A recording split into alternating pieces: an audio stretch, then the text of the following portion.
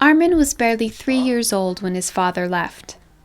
How could he do that, Armen wonders, without any bitterness in his voice? Now 40 and a father of 5, Armen doesn't remember his dad's face. It's stupid to leave your family because of financial troubles.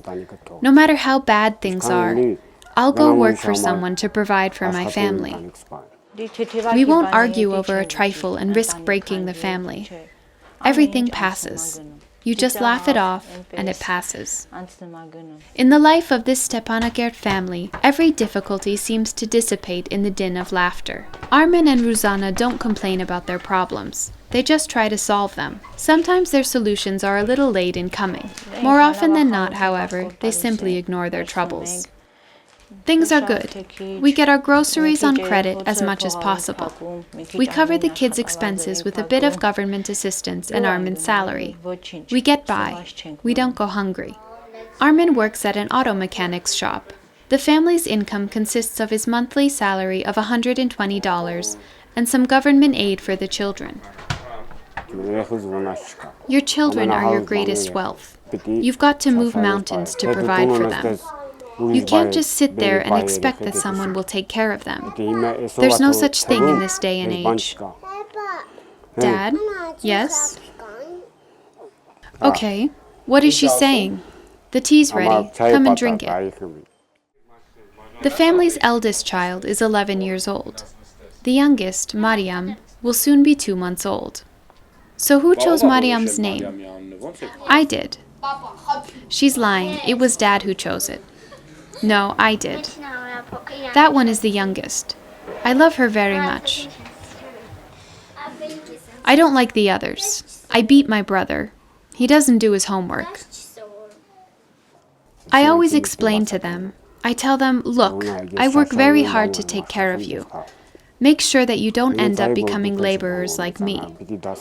They need to get a good education so that one day they'll be independent and able to provide for their own families. I want them to be good kids and reach their goals.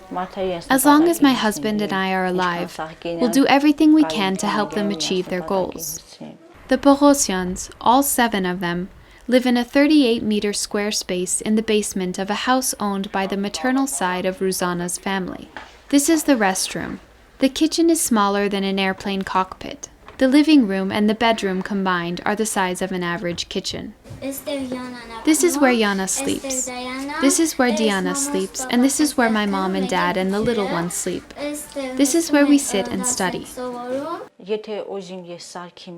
If I wanted to renovate this place, I would have to demolish it and rebuild it from the ground up.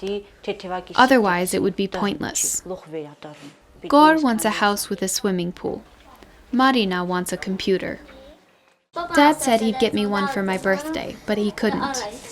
For now, Yana and Diana are satisfied with just gum and candy. As for Mariam, nothing makes her happier than being in her mother's lap.